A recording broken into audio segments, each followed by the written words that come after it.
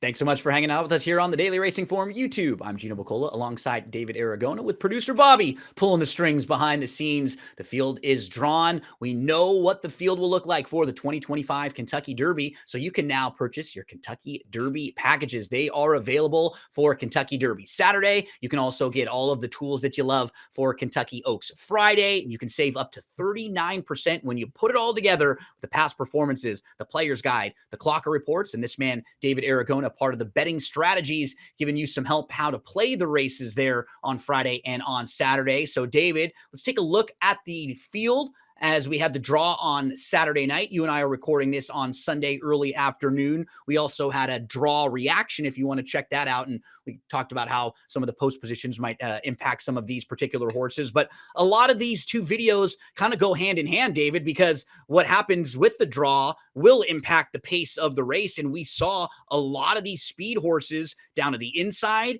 There's a big speed horse right in the middle of the field with East Avenue. And then towards the outside, you have Owen Almighty. So there is a good amount of speed in this race spread out all over the field, a lot of it concentrated down on the inside. And that's a little bit different than I think where we were headed just 3 weeks ago or so with this group. Coming into the last round of preps, it didn't look like there were that many need the lead type speed horses.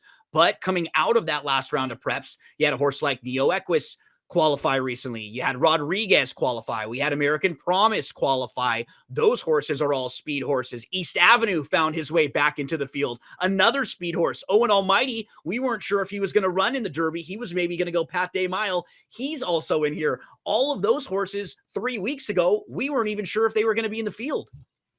Yeah, it does feel like this race gained a lot more pace players in the past few weeks of prep races. And it's going to make it really interesting to see how it unfolds on the racetrack. Because as you were noting, a lot of that speed is concentrated down towards the inside. And I think conventional thought might be that all the speed horses drawn alongside each other might make them more competitive. But, you know, we've seen a lot of derbies. It's all dependent on the break, and horses are going to have to get out of the gate cleanly if they're going to attain that forward position in the Kentucky Derby. It's something that you were pointing out too in some of the contender videos watched with you and Mike Beer, where you would talk about horses, even if they're not necessarily speed horses, like unfortunately one that I like that had to scratch and we'll hope is going to do well. Like Tapan Street was one of those horses who had a good gate speed. He'd get out of the gate. That didn't necessarily put him on the lead, but that's a really nice skill to have in this particular situation where there's 20 horses. If you can just take your first couple steps straight, get out of there cleanly, it'll give your rider some options there. David, what about journalism from a pace standpoint? He's the favorite, definitely someone we want to discuss. I think it seems like it sets up pretty well for him. I mean, he's shown that nice running style where he can sit mid-pack or so. He doesn't have to be way out of it. He's certainly not going to be on the lead, but maybe, in that mid-pack, I think they'd love to be somewhere in the like 8th to 12th range. That would probably be perfect for them. What do you think about journalism and how it could set up? Well, to get a sense of journalism's potential setup and where he might be placed early, let's take a look at the TimeformUS Pace Projector for this race. And TimeformUS, if you're not familiar with it, assigns pace ratings to each of these horses through all of their past races. And what the Pace Projector does, it sort of compiles all of those prior pace ratings and rates how fast each of these horses are in the early stages of this race. This is at the half-mile point where these horses are projected to be positioned. Those on the right-hand side of the screen are towards the front end. So you see the number 12, East Avenue, shown as the quickest horse early. Number 8 is journalism. He's all the way on the left-hand portion of the screen, back in about, 12th or 13th place. But he does have that LP flag attached to him, indicating that he's got the fastest TimeformUS late pace rating in the field. So he's going to appreciate any pace that does develop ahead of him so he can unleash that strong finishing speed that he does possess. But, I think the great thing about journalism is that he's got so much versatility. If he is all the way back there in about 12th or 13th, that's fine for him. If for some reason the pace isn't that fast up front, he's also a horse that can sit in 6th or 7th place and be comfortable doing that. He's just got so much stamina that he's going to be able to finish from wherever he's positioned. Now, this is a tool that you can use with the All Access Pass Performances. So whenever you purchase DRF All Access Pass Performances for any track, you're going to get this TimeformUS Pace Projector with part of the TimeformUS PPs. it's just something that's a really great tool to help, because I think most of you out there are probably handicapping the race yourself, kind of in your head or however you want to do it. You map out what the pace might look like, but it's so nice when you have something that you can kind of look at and you can see, okay, does this complement what some of my handicapping thought, David, and what we were just talking about with a lot of these horses from the inside, the top 6 horses, but 4 of them are in the inside 5 post positions, with the 1 Citizen Bull, the 2 Neo Equus. We've got the 4 and the 5 Rodriguez and American Promise all down there on the inside. I mean, that's not surprising. That's where things are going to get a little tricky, because I feel like all of those horses are really going to want to try to hold their position as well as possible.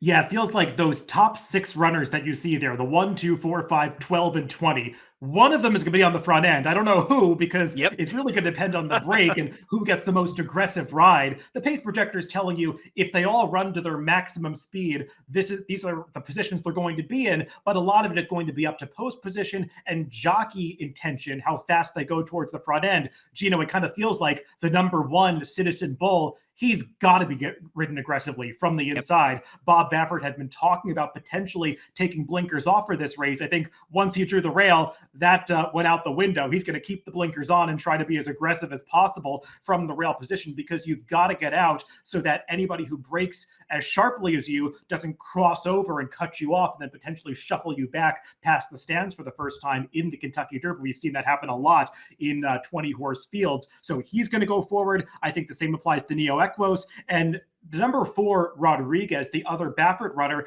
I think they're in kind of a tough spot with him, because he's run his best races when he's on the front end, but I think he might have to be used more aggressively than they'd really prefer if he's going to get that forward position sort of out of the kickback, which it seems like he prefers to be.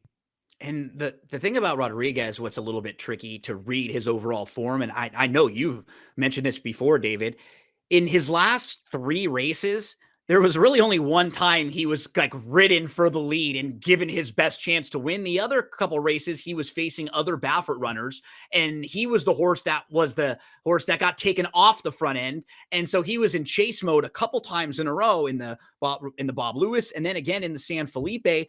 In the Wood Memorial, where they finally let him loose on the front end, that's where he ran his career best race. And both times when he was able to get let loose on the front end, he's been very good. And even based on buyer speed figures, even more impressive than a horse like Citizen Bull. So yeah, it's always tricky when you have the multiple Bafferts.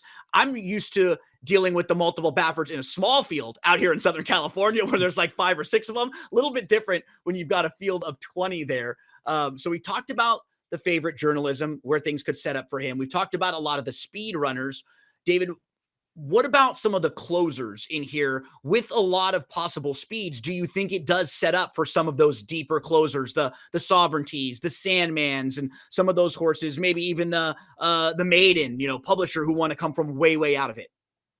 Well, I think it's all going to depend, as we were saying earlier, on the break and whether or not that pace develops like it appears that it could. Because one scenario is all the speeds break sharply, they're just going full bore on the front end. Then it's going to fall apart, maybe similar to the way it did for My Mad Bird years ago, or more recently when Rich Strike won the Kentucky Derby.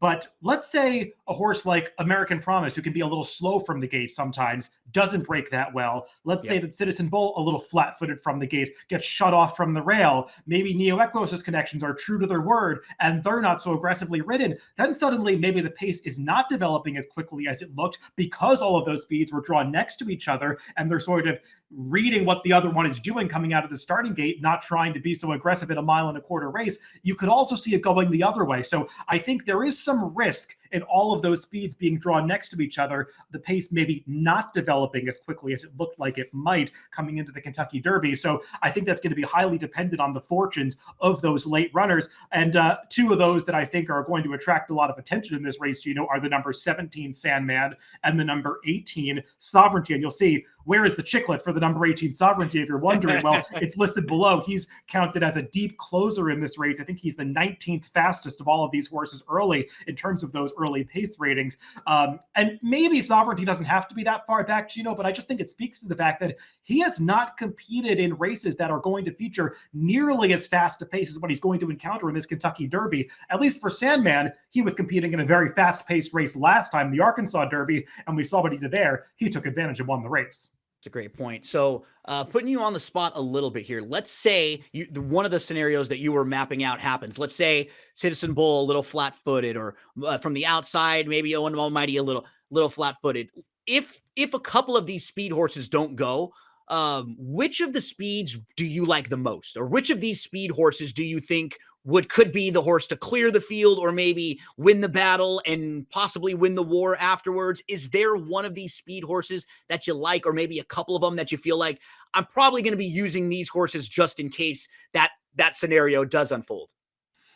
For me, it would be East Avenue, because I think he's drawn in the best spot around a bunch of closers. It's going to give his jockey, Manny Franco, some options about maybe not having to be so aggressive for those first couple of steps out of the gate. He'll have some space to find his stride. And if nobody else is going, or somebody doesn't break well to the inside, then he'll have that option to cross over in front or potentially get a stalking position. I don't know that I necessarily love him to win the race if they're flying up front, Gino, but if that second scenario that I mentioned plays out, I think East Avenue is the one that's going to be the beneficiary of it. I think for me, it would be East Avenue or Rodriguez. Those would be the two. So I'm worried about the draw for Rodriguez, as you were pointing out, like just where he's stacked up with the horses all around him. It might be difficult. I do think if he were to get a little bit loose early on, or if everything were to go perfectly for him and he somehow gets to the lead and is able to clear off or get a little bit of separation by a half length to a length, something in those range, I think he might be the horse with that trip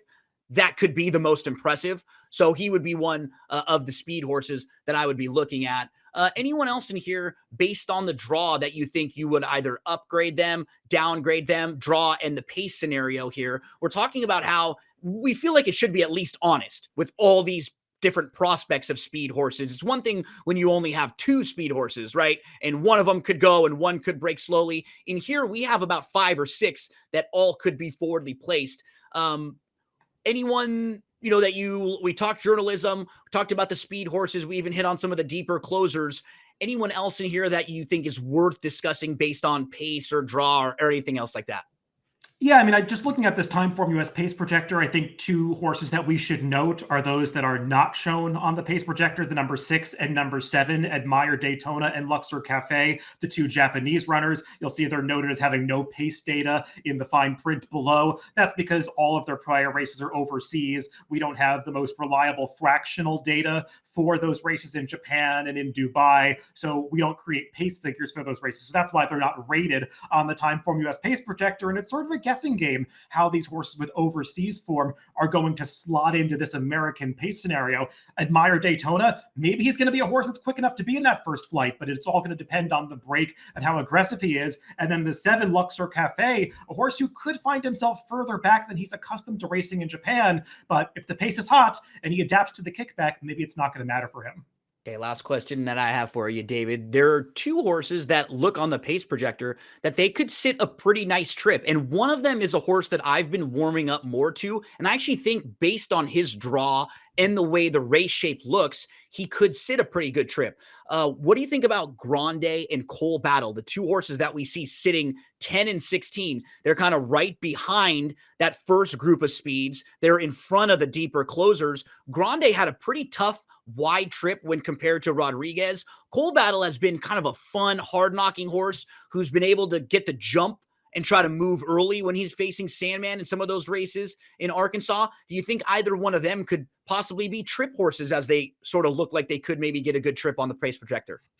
Yeah, I think as a rule, you always want to give some extra consideration in the Kentucky Derby to horses that look like they can make their own trips because they're going to face a scenario that's a little different to anything they've ever faced before. So those that have that adaptability to be up close to a pace that's moderate or a little further back from a pace that's really fast and be comfortable doing either one are horses that you can upgrade. And Cold Battle seems like that kind of horse because he can race up close to a slow pace, even set the pace in one of his prep races and win that way, but he can also come from a little farther back like we saw in the Rebel. So I think that's going to just be a feather in his cap, and post 16 seems like it's great for him to get to have options and look to his left about where his jockey wants to slot him in. I think he made some fair points about Grande. He's got to overcome his inexperience, but he's still figuring out what his running style is, and he overcame some adversity last time. And I would even throw the number 19, Chunk of Gold, into that category as a horse that's shown a lot of versatility of running style so far in his career. So maybe from a wide post, they can slot him in based on how fast the pace is developing.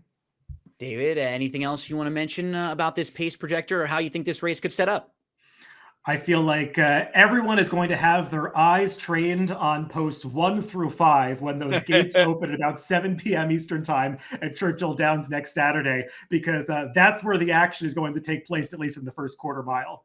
Well, we have a separate video on the post position draw and a reaction there. We are recording this one early Sunday afternoon, just after they drew the races on Saturday night. So now the fields are set. You know, the Kentucky Derby packages are available. We're going to have help for you all week long right here on the Daily Racing Forum YouTube. David, I wish you the best of luck. The marathon handicapping starts right now, right? We got about 40 races to dive into or so for the Churchill races throughout the week.